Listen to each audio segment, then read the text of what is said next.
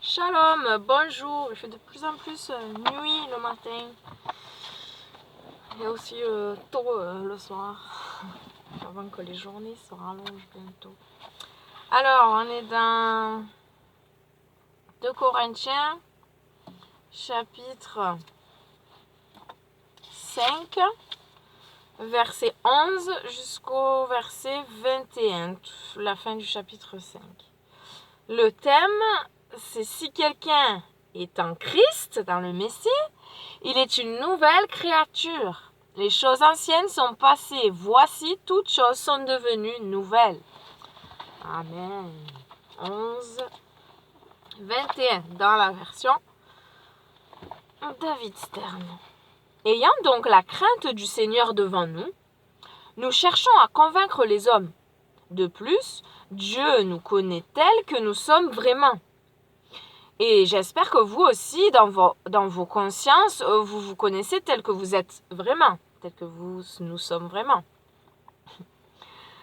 Nous ne commençons pas à nous recommander nous-mêmes auprès de vous, mais nous voulons vous donner une raison d'être fiers de nous, afin que vous puissiez répondre à ceux qui se vantent de l'apparence extérieure d'une personne plutôt que de ses qualités de cœur.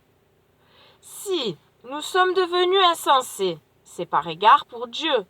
Et si nous sommes sensés, c'est par égard pour vous.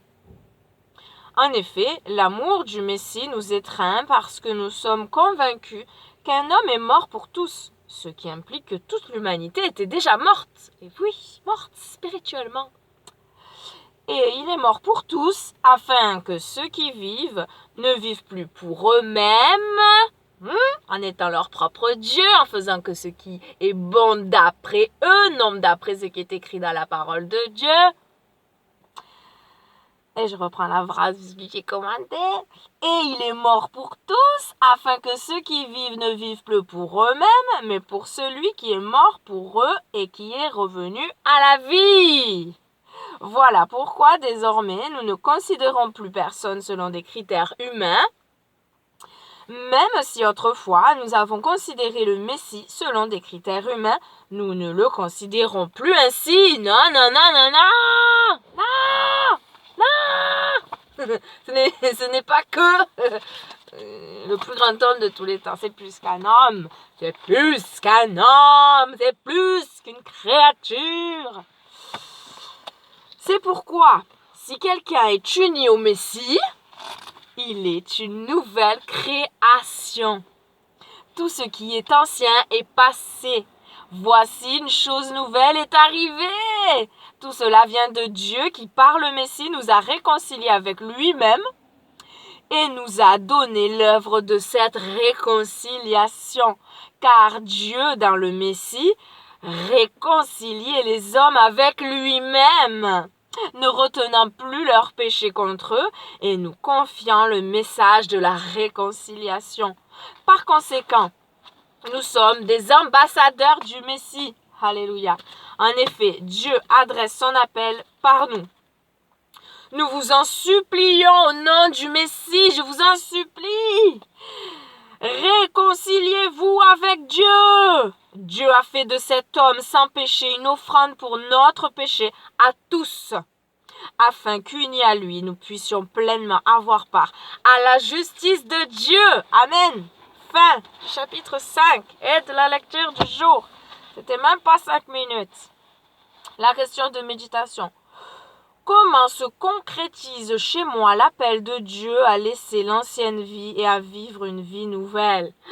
Que chacun médite aujourd'hui. J'ai pas le temps de faire une grande prière parce que sinon je vais arriver en retard. Il est 59. Merci Seigneur, j'arrive pile à l'heure au travail. Merci Seigneur pour ta parole. Merci d'être là toujours pour nous. Merci de nous avoir réconciliés avec toi, mon Père, mon Roi, mon Dieu.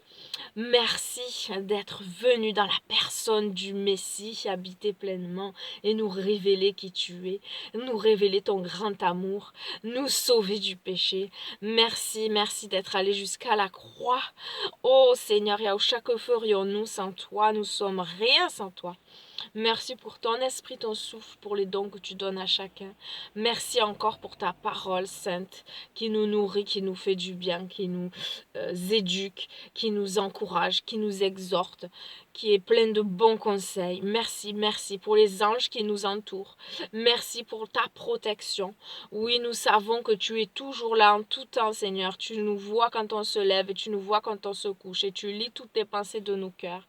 Merci de mettre un garde à notre bouche, à nos pieds, pour ne pas dire et ne pas faire ce que toi tu ne veux pas, et de rendre nos pensées toutes captives au Messie. Et merci de nous aider à méditer, voilà, sur cela, cette question. Comment se concrétise chez moi l'appel de Dieu à laisser l'ancienne vie et à vivre une vie nouvelle?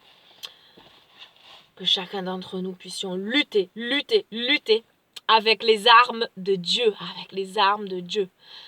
La prière, le jeûne, la lecture de ta parole et ne pas faire entrer par nos yeux, par nos oreilles, tout ce qui n'est pas bon.